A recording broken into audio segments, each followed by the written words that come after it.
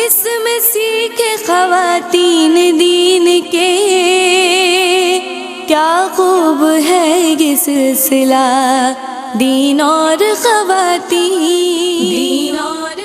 بسم اللہ الرحمن الرحیم۔ الحمد للہ الذی ہدانا لہذا وما کننا لنہتدی لولا ان ہدانا اللہ۔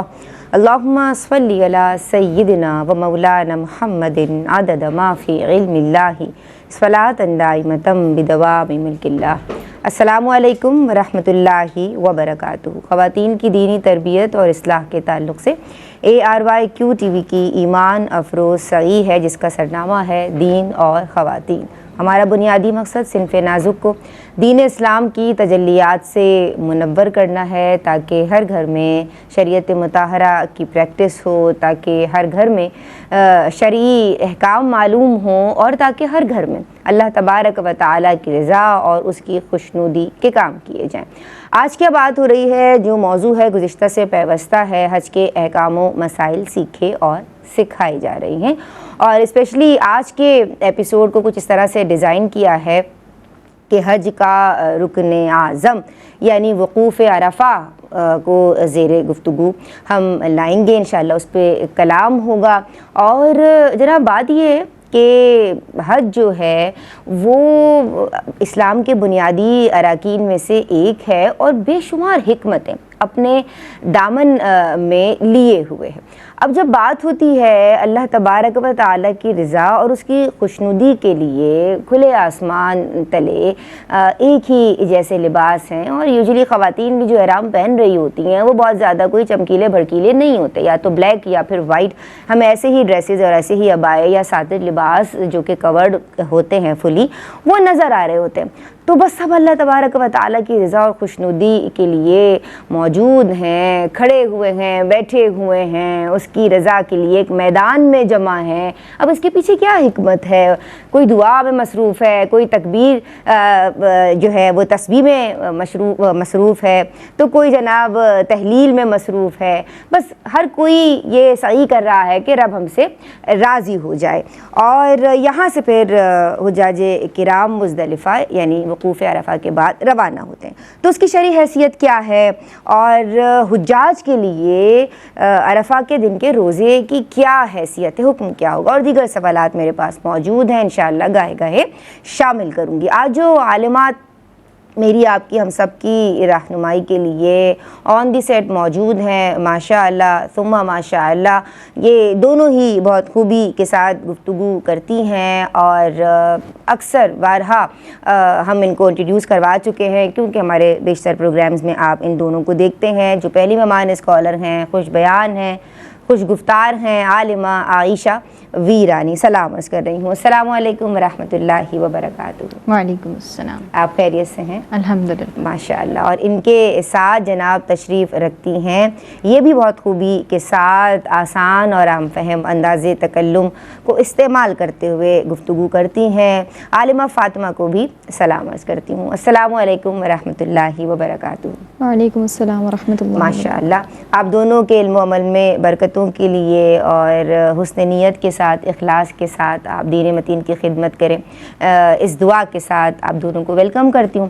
اور ہمارے پروگرام کا ماشاء اللہ ثم ماشاء اللہ بنیادی اور مرکزی حصہ بھی ہیں، آپ اپنا قیمتی وقت ہمیں دیتے ہیں، اور ہم آپ سے سیکھتے ہیں، شرعی مسائل پہ مکمل آپ کو گرفت حاصل ہے، اور جب آپ کوئی مسئلہ سمجھاتے ہیں تو پھر سمجھ بھی آ جاتا ہے۔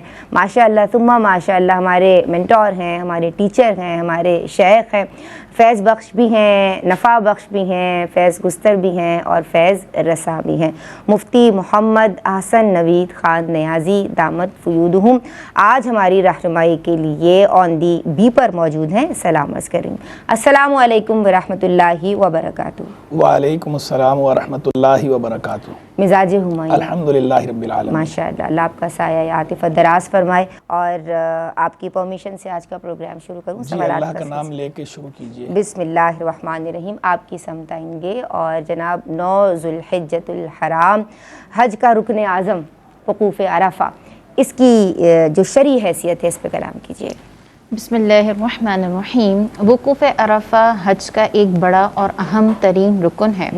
रसूल अल्लाह सल्लल्लाहु अलैहि वआलिहि वसल्लम का फरमान है अल-हज्ज अरफ़तुन के हज अरफ़ा से ही है। इसका मतलब ये है कि अगर ये रुकन फौत हो जाता है तो कोई कफ़ारा या दम देना काफ़ी नहीं होगा, बल्कि हज ही अदा नहीं होगा।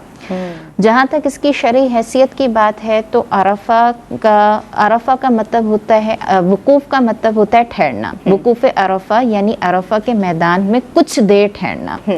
अब 9 ज़ुल्हिज्जा के दिन हाजियों के लिए लाजिम और वाजिब है कि वो 9 ज़ुल्हिज्जा की ज़ोहर से लेकर मगरिब तक अरफ़ा में ठहरें। और ये ठहरना जो है वो लाजिम व वाजिब है। अगर कोई बग़ैर किसी शरई उज़्र के गुरूब आफ्ताब से पहले ही अरफ़ा के मैदान से निकल आता है तो उस पर दम वाजिब होगा। ठीक है। तो ज़ोहर से लेकर मगरिब तक का वक्त है कि अरफ़ा के मैदान में ठहरना होगा। और अगर जो है वो इस वकूफ़ की फ़जीलत की बात की जाए तो रसूलुल्लाह सल्लल्लाहु अलैहि वसल्लम का फरमान है कि जब बंदा वकूफ़ अरफ़ा करता है, उससे फारिग होता है, तो फिर वो अपने गुनाहों से इस कदर जो है वो पाक हो जाता है, इस कदर जो है वो उसे बख्शिश व मग़फ़िरत मिल जाती है, गोया वो उसी दिन अपनी माँ के पेट से पैदा हुआ है। सुभान अल्लाह। तो अब वकूफ़ अरफ़ा में करना क्या है? वहाँ पे सिर्फ ठहरना है, बैठना है, वहाँ पर अल्लाह तबारक व ताला का ज़िक्र करना है, बख्शिश व मग़फ़िरत तलब करनी है। जितना हम उस टाइम को प्रोडक्टिव अपने लिए बना सकते हैं उतना उस टाइम को अपने लिए प्रोडक्टिव बनाना है। फजूल गोई तो बिल्कुल भी नहीं करनी है और किसी भी किस्म की बहस में मुब्तला नहीं होना है। बस ये देखना है कि हम हैं, हमारा रब है, खुला मैदान है, खुला आसमान है। अपने तमाम गुनाहों को अपने जहन में रखते हुए, अपने आंखों में आंसू लेते हुए सिर्फ अल्लाह तबारक व ताला की तरफ रुजू करना है कि बुलूगत से लेकर अब तक जितने भी गुनाह हुए, या रब हमें इन गुनाहों से जो है वो माफ़ी दे दे। चाहे वो सगीरा गुनाह हो, चाहे वो कबीरा गुनाह हो सकता है कि वो हमारी ज़िंदगी का आखिरी हज हो सकता है कि इसके बाद हमें ये वकूफ़ नसीब ना हो।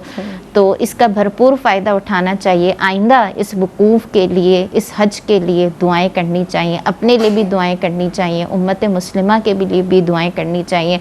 जिन घर वालों को हम पीछे छोड़ कर गए हैं उनके लिए भी दुआएं करनी चाहिए। सुभान अल्लाह, माशाअल्लाह, बारकल्लाह, तक़ब्बलल्लाह। मैं आपकी समझाऊँगी और दुआओं में मसरूफ़ रहें, तस्बीह व तहलील में, ज़िक्र में, अस्कार में, इस्तिग़फ़ार में।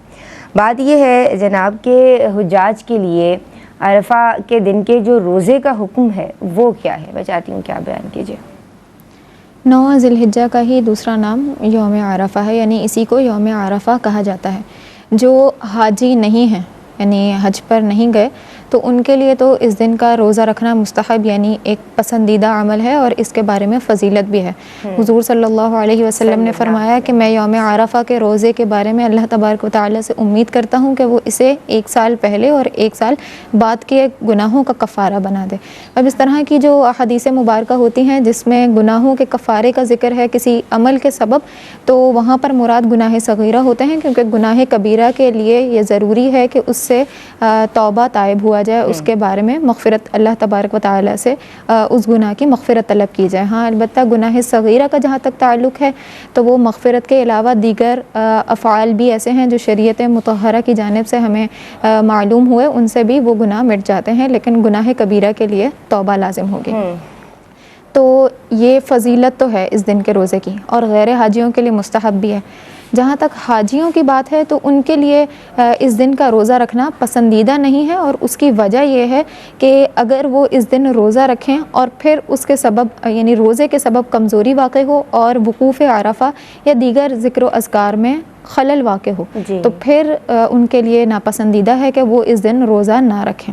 लेकिन अगर कोई ख़ातून जिस्मानी एतबार से इस कदर मज़बूत हैं कि वो रोज़ा भी रख सकती हैं और अपने तमाम अफ़आल को बख़ूबी अंजाम दे सकती हैं, वकूफ़ में कोई खलल वाक़ई नहीं होगा, इसी तरह दीगर ज़िक्र व अज़कार में भी कोई खलल वाक़ई नहीं होगा, तो फिर वो भी जैसे गैर हाजियों की तरह روزہ رکھ سکتی ہیں اس دن بھی. تو سکتی خلاصہ کلام یہ ہے کہ حاجیوں غیر حاجی جو ہیں وہ تو رکھ ہی سکتے ہیں, اور حاجیوں کے لیے مکروہ ہے تب جب دیگر عبادات میں خلل واقع ہونے کا, وقوف وغیرہ میں خلل واقع ہونے کا اندیشہ ہو. اگر خلل واقع ہونے کا اندیشہ نہیں ہے تو پھر درست ہے, رکھ سکتے ہیں. صاحب میں آپ کی سمت آؤں گی, اور حجاجی کرام کے لیے عرفہ کے دن کے روزے کی کیا شرعی حیثیت ہے, اور وقوف عرفہ کی کیا شرعی حیثیت ہے؟ بسم اللہ الرحمن الرحیم. صلی اللہ علیہ حبیب محمد وعلی آلہ وصحبہ وبارک وسلم. جہاں تک جو ہے وہ یوم عرفہ کے روزے کی بات ہے تو کیا بات ہے, سبحان اللہ, انتہائی بابرکت دن ہے, اور اس کا روزہ بھی انتہائی بابرکت ہے. اللہ کے محبوب صلی اللہ تعالی علیہ وآلہ وسلم نے بطور خاص اس کی ترغیب دی ہے. آپ نے بطور خاص ترغیب دیتے ہوئے فرمایا, صیام عرفہ احتسب علی اللہ ان یکفر السنۃ التی قبلہ والسنۃ التی بعدہ, کہ مجھے اللہ سے یہ گمان ہے کہ عرفہ کا روزہ اپنے سے 1 سال پہلے اور اپنے سے 1 سال بعد کے گناہ مٹا دیتا ہے, گناہ کا کفارہ بن جاتا ہے. یہ مجھے اللہ سے گمان ہے. اور جب اس طرح جو ہے وہ حضور جان عالم علیہ الصلوۃ والسلام جو ہے وہ فرمائے امید کی بات کریں یا گمان کی بات کریں تو وہ قطعی بات ہوتی ہے. یعنی یہ اصول ہے کہ کلام اللہ میں, اللہ کے کلام میں یا اللہ کے محبوب علیہ الصلوۃ والسلام کے کلام میں اس طرح بات کی جائے, ترجیح اسے کہا جاتا ہے کہ وہ شاید کر بات کی جائے یا امید کر کے بات کی جائے تو وہ قطعی مفہوم میں ہوتا ہے. جو عام لوگوں کا شاید کہنا ہے یا عام لوگوں کا گمان کہنا ہے وہ اس معنی میں نہیں ہوتا, وہ قطعی درجے میں ہوتا ہے. تو اللہ کے محبوب علیہ الصلوۃ والسلام نے جب یہ فرمایا تو یہ قطعی درجے میں ہے, یعنی یہ محض گمان نہیں ہے بلکہ ایسا ہی ہے. جب اللہ کے محبوب نے فرما دیا ہے تو اب یہ ایسا ہی ہے کہ جو عرفہ کا روزہ ہے وہ 1 سال پہلے کے گناہوں کا بھی کفارہ بنتا ہے اور 1 سال بعد کے گناہوں کا بھی کفارہ بنتا ہے. تو یہ اس روزے کی فضیلت ہے, تو لہذا اس فضیلت سے ضرور بندے کو مستفید ہونا چاہیے, ضرور اس فضیلت کا مستحق بننے کی کوشش کرنی چاہیے. صحیح. عرفہ کے روزے کی فضیلت کے باب میں کلام ہوا, بریک پہ جا رہے ہیں, واپس آتے ہیں اور صاحب سے کہیں گے کہ اپنی بات مکمل فرمائیں. السلام علیکم ورحمۃ اللہ. بسم اللہ الرحمن الرحیم. السلام علیکم ورحمۃ اللہ وبرکاتہ. دین اور خواتین میں آپ کا خیر مقدم ہے. ہم بات کر رہے ہیں حج کے احکام و مسائل کے تعلق سے. عالمات موجود ہیں اور آن بھی پر براہ راست شیخ الحدیث مفتی محمد احسن نوید خان نیازی دامت فیودہم تشریف فرمائے, ان کی سمت بڑھ رہے ہیں اور حضور اپنی بات مکمل فرمائیے. جی, تو میں گزارش کر رہا تھا کہ جو عرفہ کا روزہ ہے اس کے بارے میں اللہ کے محبوب صلی اللہ تعالی علیہ وآلہ وسلم نے بطور خاص ترغیب بھی دلائی ہے اور اس کی یہ فضیلت ارشاد فرمائی ہے. تو لہذا جس مسلمان سے بن پڑے وہ اس فضیلت کا مستحق بننے کی کوشش کرے. اور کفارے کی بات ہو رہی ہے, گناہوں کا کفارہ, 1 سال پہلے کے گناہوں کا کفارہ, 1 سال بعد کے گناہوں کا کفارہ, سبحان اللہ, مغفرت کا سبب ہے. لہذا بندہ یہ روزہ جو رکھ سکتا ہے, جسے استطاعت ہو, وہ ضرور یہ روزہ رکھے. اب رہ گئی بات یہ کہ یہ جو عرفہ کا روزہ ہے, یہ عرفہ سے مراد کیا ہے؟ آیا واقعی جو حج کا دن ہے وہی مراد ہے یا 9 ذو الحجہ؟ کیونکہ ویسے حج تو 9 ذو الحجہ کو ہی ہوتا ہے, لیکن بعض اوقات ایسا ہوتا ہے کہ رویت الگ الگ ہوتی ہے. مثلا پاکستان میں جو ہے وہ رویت نہیں ہوئی, بعد میں 1 دن بعد چاند نظر آیا, تو یہاں پر 9 ذو الحجہ اگلے دن پڑ رہی ہے اور وہاں پر مکہ مکرمہ مدینہ منورہ میں حجاز مقدس میں 1 دن پہلے پڑ رہی تھی. جیسے کہ اکثر ایسا ہوتا ہے کہ وہاں چاند پہلے نظر آ جاتا ہے تو عموماً 1 دن کا گیپ آ جاتا ہے کہ وہاں جو 9 ذو الحجہ ہوتی ہے تو وہ ہمارے ہاں 8 ذو الحجہ ہوتی ہے. تو اب یہ جو روزے کی بات احادیث کے اندر آئی ہے, تو اب یہ روزہ کس دن رکھا جائے گا؟ آیا ہم یہاں وہاں حجاز مقدس کے حج کے دن کا اعتبار کریں گے یا جہاں پر ہم موجود ہیں وہاں کی تاریخ کا اعتبار کریں گے؟ دیکھیں, عرفہ چونکہ 9 ذو الحجہ کا نام ہے تو لہذا ہمارے یہاں جو 9 ذو الحجہ ہے اس کا اعتبار کیا جائے گا. ہم چونکہ یہاں پر موجود ہیں تو یہاں ہم نے روزہ رکھنا ہے, تو یہاں وہ عرفے والی روزے کی جو فضیلت ہے وہ 9 ذو الحجہ کی ہے. تو ہمارے یہاں 9 ذو الحجہ جو ہے وہ جس دن ہوگی اس دن یہ روزہ اس فضیلت کا بندہ مستحق بنے گا. جو 8 وہاں کے حساب سے کوئی روزہ رکھے گا تو وہ بھی جائز ہے, وہ کوئی گناہ نہیں ہے, ناجائز نہیں ہے, وہ بھی جائز ہے, لیکن وہ 8 ذو الحجہ کا روزہ کہلائے گا. یہاں کوئی اگر پاکستان میں اور حجاز مقدس کی رویت میں اگر فرق ہے, تاریخ کا فرق ہے, اور اس کے باوجود کوئی وہاں کے حج کے حساب سے رکھ لے جبکہ یہاں پر 8 ذو الحجہ بن رہی ہو, تو یہ 8 ذو الحجہ کا روزہ کہلائے گا. اور 8 ذو الحجہ کا روزہ رکھنا بھی جائز ہے, گناہ نہیں ہے, جائز ہے, ثواب کا کام ہے, مستحب ہے. لیکن وہ جو خاص حدیث کے اندر فضیلت آئی ہے, چونکہ وہ 9 ذو الحجہ کی فضیلت ہے, تو اس فضیلت کا اگر جو ہے بندے نے مستحق بننا ہے تو 9 ذو الحجہ کو روزہ رکھنا ہوگا. باقی کیا ہی اچھی بات ہے, بندہ 8 ذو الحجہ کو بھی رکھ لے, 9 ذو الحجہ کو بھی رکھ لے, سبحان اللہ, یعنی نیکی میں جو ہے وہ اضافہ ہی ہوگا. زیادت خیر جو ہے وہ زیادت خیر ہی ہے, یعنی خیر کا اضافہ, خیر کا ہی اضافہ ہے, اس میں خیر ہی ہوگی, کوئی اس کے اندر برائی کی یا قباحت کی بات نہیں ہے. اب رہ گئی بات حاجی کے لیے کہ حاجی روزہ رکھ سکتا ہے یا نہیں, تو چونکہ حاجی کے لیے مشقت زیادہ ہوتی ہے, مشقت کی وجہ سے وہ یہ روزہ نہ رکھے تو بہتر ہے. تاہم کوئی حاجی اگر بالکل صحت مند ہے اور اسے پوری امید ہے اور کہ بھئی میں جو ہے وہ کانفیڈنٹ ہے کہ میں روزہ رکھنے کے باوجود یہ سارے افعال جو ہیں جو حج کے بھرپور انداز میں کر لوں گا اور کوئی مجھے اس میں زیادہ مشقت نہیں ہوگی, تو اسے وہ یہ روزہ رکھ سکتا ہے. ناجائز یا گناہ اس کے لیے بھی نہیں ہے, لیکن تاہم بہتر یہ ہے کہ وہ اوائڈ کرے وہاں پر کہ عموماً اور بالخصوص ہر آنے والے سال میں گرمی بڑھتی جا رہی ہے, گرمی کی وجہ سے اور دیگر معاملات کی وجہ سے بہت زیادہ مشقت کا سامنا کرنا پڑتا ہے, اور اچھا خاصا صحت مند آدمی بھی جو ہے وہ اس وقت پھر جب ڈرین ہونا شروع ہوتا ہے نا, پسینہ نکلنا شروع ہوتا ہے, اور وہاں پر تو بندہ پریشان ہو جاتا ہے بہت زیادہ, تو پھر دل تنگ ہونا شروع ہو جاتا ہے, طبیعت خراب ہونا شروع ہو جاتی ہے. تو بہتر یہ ہے کہ جب جو ہے وہ شریعت نے رخصت دی ہے تو وہ اس رخصت کو اویل کرے, جو حاجی ہے وہ اس سے اجتناب کرے تو بہتر ہے. ٹھیک ہے صاحب, بہت شکریہ آپ کا. اچھا, وقوف مزدلفہ کے تعلق سے کلام کیجئے کہ اس کا کیا حکم ہے؟ وقوف مزدلفہ کا جو اصل وقت ہے نا وہ 10 ذوالحجہ کی طلوع فجر سے لے کر طلوع آفتاب تک ہے. یعنی 10 ذوالحجہ کی جو صبح ہے, جب فجر کا وقت ہوتا ہے, فجر کے وقت سے لے کر جب سورج نکل جاتا ہے, وہ جو ٹائم پیریڈ ہے نا وہ واجب ہے. حاجیوں پر واجب ہے کہ وہ اس ٹائم پیریڈ پر مزدلفہ میں ٹھہریں اور وقوف کریں. وہ جو رات کا وقوف ہے کہ 10 ذوالحجہ کی رات جو حاجی وقوف کرتے ہیں وہ سنت ہے. اب یہ ہے کہ اگر جو ہے وہ کوئی بغیر عذر کے طلوع فجر سے لے کر طلوع آفتاب تک جو ہے وہ وقوف نہیں کرتا اور جو ہے نا وہ منی چلا جاتا ہے, تو پھر اس پر جو ہے نا وہ دم لازم ہوگا. لیکن اس میں شریعت مطہرہ نے چند لوگوں کو رخصت دی ہے, جیسے کہ کچھ بہت ہی ضعیف لوگ ہیں, عورتیں ہیں, بچے ہیں, تو ان کو جو ہے وہ یہ رخصت دی گئی ہے کہ وہ پھر طلوع آفتاب سے پہلے جو ہے وہ منی کی طرف چلے جائیں, تو اس میں کوئی حرج نہیں ہے, کیونکہ حضور علیہ الصلوۃ والسلام نے اپنے اہل خانہ کے ضعیف افراد کو پہلے ہی جو ہے وہ منی کی طرف جانے کا حکم دے دیا تھا. تو اس سے یہ بات پتہ چلتی ہے کہ اگر کوئی اس قسم کا کسی کے ساتھ عذر ہے, کوئی بیماری ہے, کوئی ضعیف ہے, کیونکہ مزدلفہ سے منی بھی ایک بہت طویل راستہ ہے, خاص طور پر اگر پیدل چلا جائے, تو وہ جو ہے وہ طلوع آفتاب سے پہلے مزدلفہ سے منی جا سکتا ہے.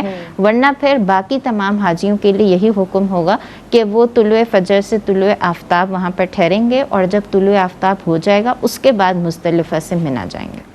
اچھا, مزدلفہ سے منی جائیں گے. لیکن میں آپ کی سمت آؤں گی اور سوال یہ کرنا چاہتی ہوں کہ اگر ایام حج میں منی کے بجائے کوئی حاجی ہوٹل میں قیام کرنا چاہے تو کیا حکم شرع ہوگا؟ 8 ذوالحجہ کی ظہر سے لے کر 9 کی فجر تک یہ 5 نمازیں منی میں پڑھنی جو ہے وہ سنت موقدہ ہے. اگر کوئی بغیر عذر کے بلا وجہ منی میں نہ ٹھہرے بلکہ اپنے ہوٹل میں ٹھہرے گا تو عتاب کا مستحق ہوگا اور گناہ گار ہوگا. ہاں, کوئی عذر کی صورت ہے تو عذر کی صورت میں تو حکم ویسے بھی مختلف ہوتا ہے. عذر کی صورت میں یہ حکم نہیں ہے بلکہ عام حالت کے اعتبار سے سنت موقدہ ہے.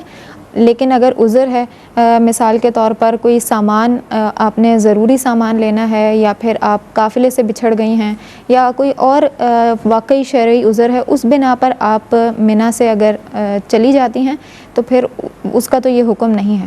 اسی طرح جب آپ 11 اور 12 میں یعنی 10 کو احرام کی پابندیوں سے فارغ ہونے کے بعد حلق تقصیر جو ہے خاتون کے لیے تو تقصیر ہی ہے, تو تقصیر کروانے کے بعد وہ پھر دوبارہ یا تو یہ کر لیں کہ طواف الزیارہ کے لیے مکہ چلی جائیں اور طواف الزیارہ کر کے واپس منی تشریف لے آئیں, پھر 11 اور 12 کی رمی کریں, اس کے بعد پھر اپنی ہوٹل چلی جائیں.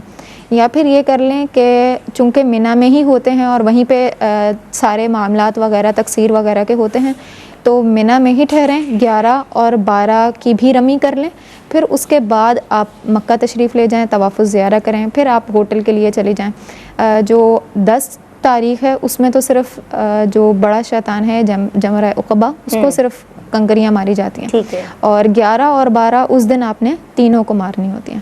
تو خلاصہ کلام یہ ہے کہ عام حالت میں منی میں قیام سنت موقدہ ہے. کوئی بلا عذر اگر ترک کرتا ہے اس کو تو عتاب کا مستحق ہوگا, اگر عذر کی صورت ہے تو پھر عذر کی صورت میں عتاب کا مستحق نہیں ہوگا. جی حضور، آپ کی اس سمتاؤنگی اور وقوف مزدلفہ کا کیا حکم شرع ہے، اور منی میں قیام کے بجائے اگر کوئی ہوٹل میں مقیم ہونا چاہے تو میں چاہتی ہوں کہ آپ اس دیکھیں ویسے تو جو ہے وہ منی کے اندر ایام حج میں جو قیام ہے، جیسے کہ جو 5 نمازوں کی بات ہوئی کہ 5 نمازیں منی میں پڑھنا جو ہے وہ یہ سنت ہے، سنت مؤکدہ ہے، اور پھر اس کے بعد جو ہے وہ رات اگلی جو ہے گزارنا وہ بھی جو ہے وہ سنت مؤکدہ ہے۔ اسی طرح جو ہے وہ 10 تاریخ کے بعد والی رات اور 11 تاریخ کے بعد والی رات وہ بھی جو ہے وہ گزارنا سنت مؤکدہ ہے، اور اگر کوئی 13ویں کو بھی منی میں رہنا ہے کسی نے تو پھر 12 کے بعد والی جو رات ہے وہ بھی سنت منی میں گزارنا سنت مؤکدہ ہے، یعنی اس کا اکثر حصہ منی میں گزارنا یہ سنت مؤکدہ ہے۔ تو کوئی اگر جو ہے وہ اس طرح اکثر حصہ گزارتا ہے اور کسی وجہ سے ہوٹل چلا جاتا ہے لیکن اکثر حصہ وہیں گزار رہا ہے، تو اس صورت میں تو جو ہے وہ کوئی حرج کی بات نہیں ہے، قباحت کوئی نہیں ہے۔ لیکن اگر جو ہے وہ کوئی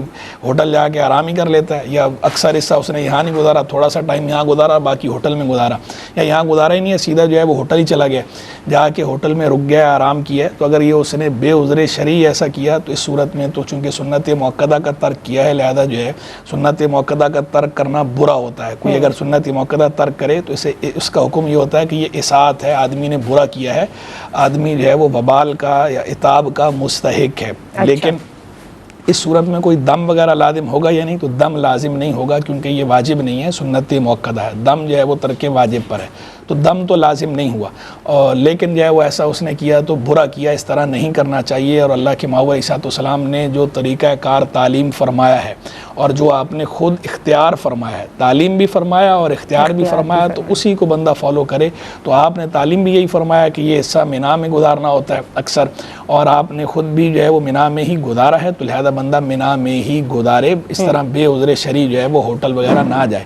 لیکن کسی شرعی عذر کی وجہ سے بندہ جو ہے وہ ہوٹل جاتا ہے، مثال کے طور پر طبیعت خراب ہو گئی، بہت زیادہ طبیعت خراب ہو گئی، اور جو ہے وہ طبیعت خرابی کی وجہ سے جو ہے وہ ہوٹل لے کے جانا پڑا کہ ڈاکٹر کو چیک کرانا ہے، اور اس کے بعد جو ہے ڈاکٹر نے دوائیں دی اور کہا کہ بھئی ہوٹل میں رکے یا آرام کرے، تو اب واپسی منی جانا ممکن نہیں ہے یا وہاں پہ آرام نہیں ہو پائے گا، تو اس صورت میں چونکہ عذر کی وجہ سے ہے تو اس وجہ سے تو بندے پر کوئی وبال بھی نہیں ہوتا، کیونکہ سنت مؤکدہ کا ترک جو برا ہے تو وہ جان بوجھ کر بے عذر شرعی ہو تو برا ہے، عذر شرعی کی وجہ سے ہو تو پھر تو وہ اس کے حق میں برا ہی نہیں ہے۔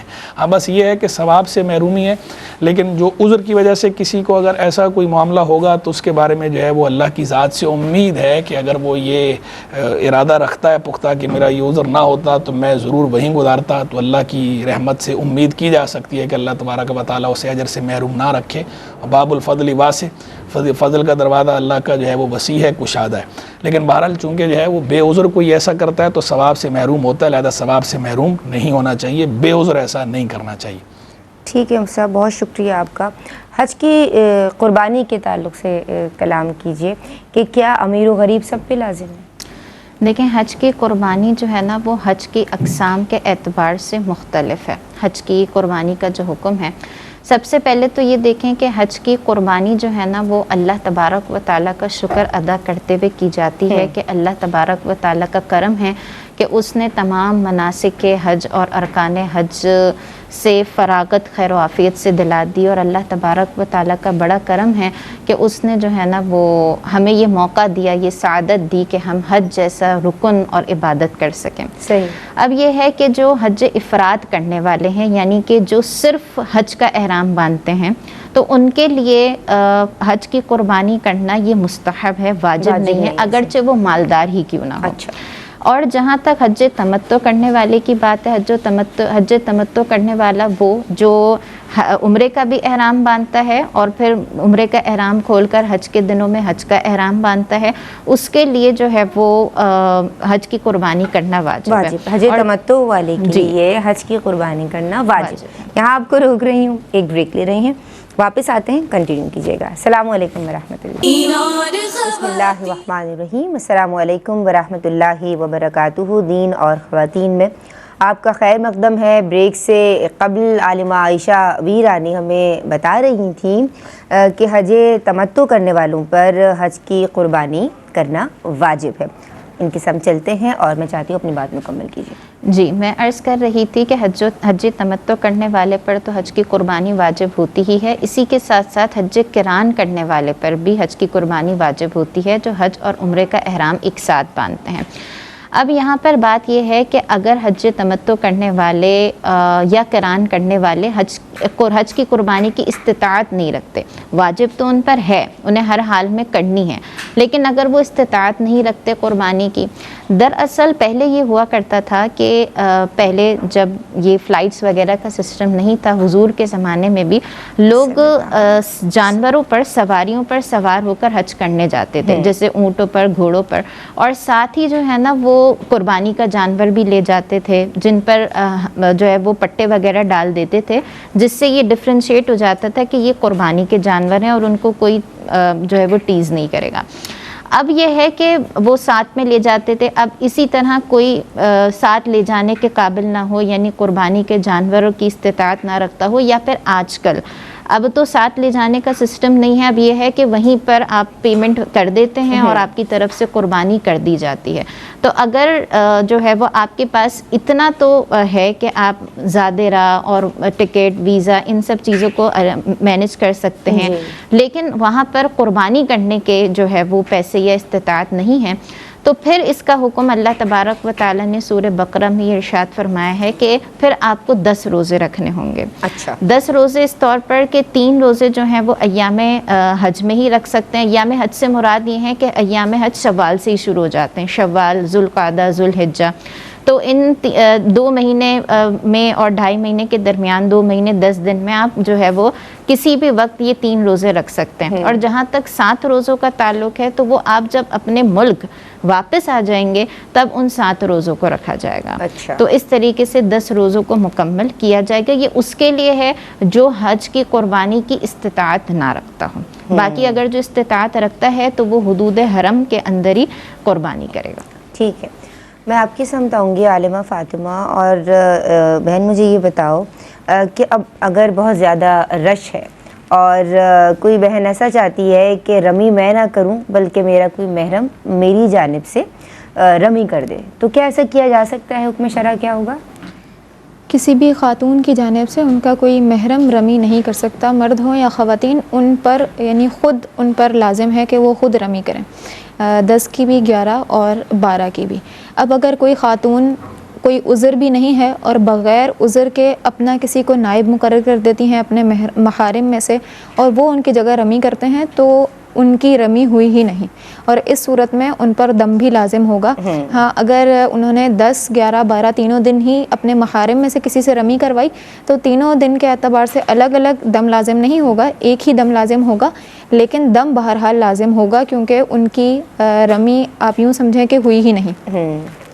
ہاں، اگر عذر ہے تو پھر اس صورت میں نائب مقرر کیا جا سکتا ہے۔ مثال کے طور پر آپ چل ہی نہیں سکتی اور کوئی سواری بھی موجود نہیں کہ رمی تک جایا جا سکے، اسی طرح یا پھر کوئی ایسی شدید بیماری ہے کہ رمی وہاں تک جانا، جمرات تک جانا ہی پاسبل نہیں ہے، تو پھر اس صورت میں آپ اپنا کسی کو نائب مقرر کر دیں اور وہ آپ کی جانب سے کنکریاں مار دیں۔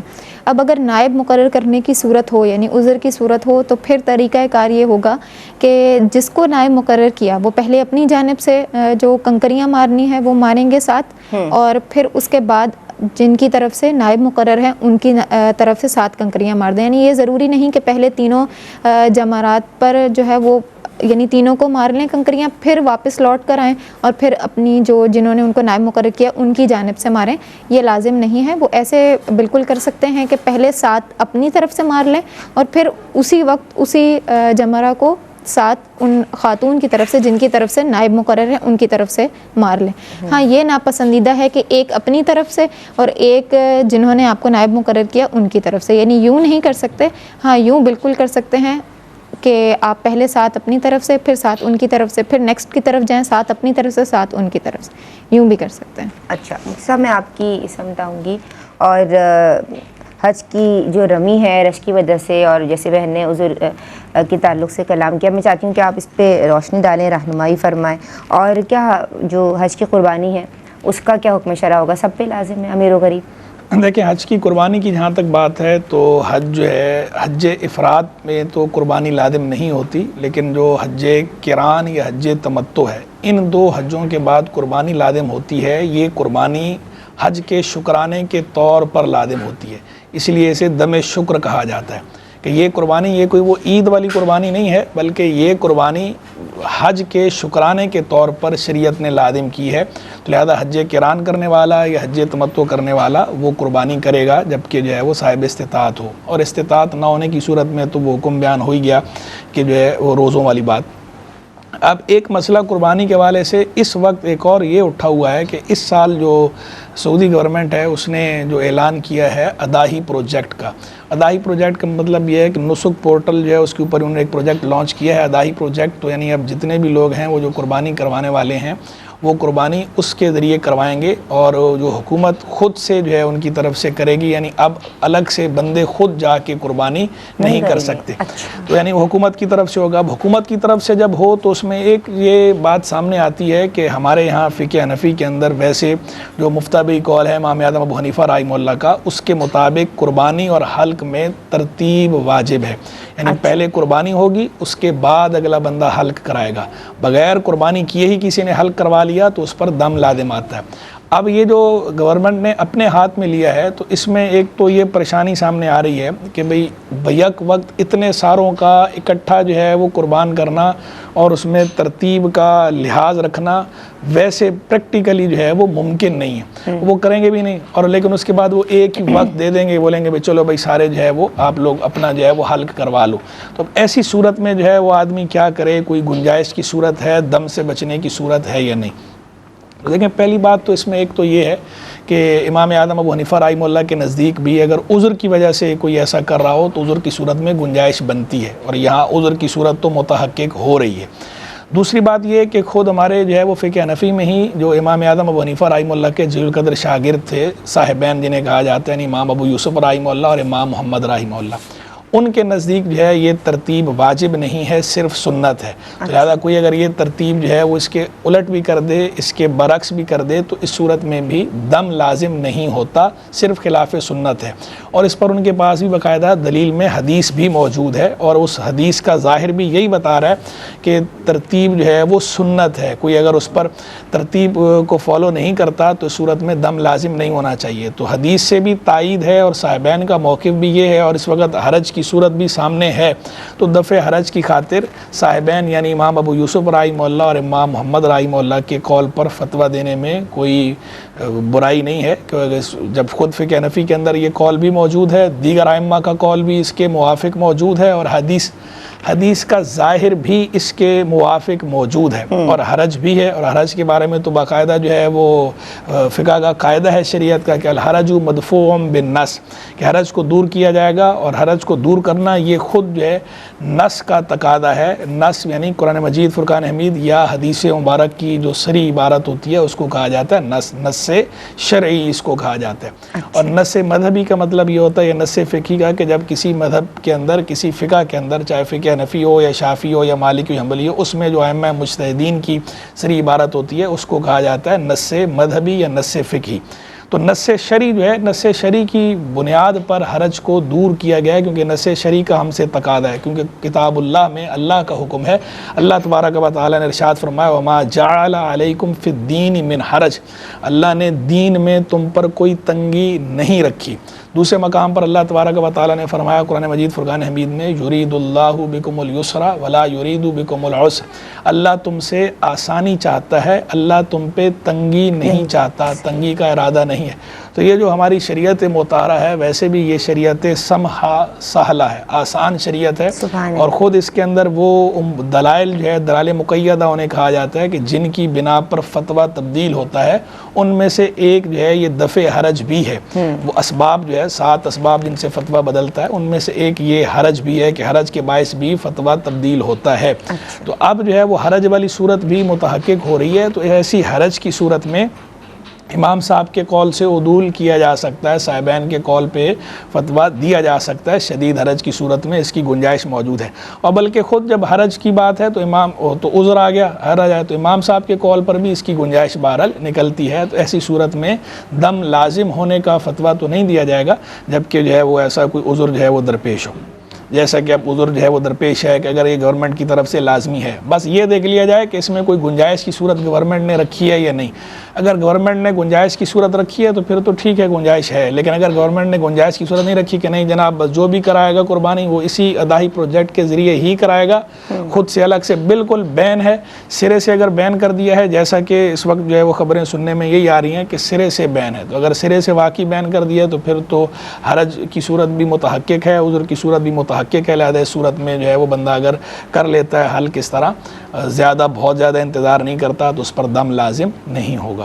بہت شکریہ مفتی صاحب آپ کا، اور عالمات میں آپ دونوں کی، عالمہ عائشہ ویرانی شکر گزار ہوں، عالمہ فاطمہ آپ کا شکریہ ادا کرنا چاہتی ہوں، اور ناظرین آپ سب کا شکریہ۔ آج کے لیے بس اتنا ہی۔ اللہ تبارک و تعالی ہم سب کو حج بیت اللہ کی سعادت سے بہرہ ور فرمائے، بہرہ مند فرمائے، اور حج مبرور ہم سب کو عطا فرمائے۔ السلام علیکم ورحمۃ اللہ۔ بہرے نصاب دیکھیے آقا کے فرامی، اوج کمال پر ہے وہ تابندہ مضامی، احکام اس میں سیکھے خواتین دین کے، کیا خوب ہے یہ سلسلہ دین اور خواتین، دین اور خواتین۔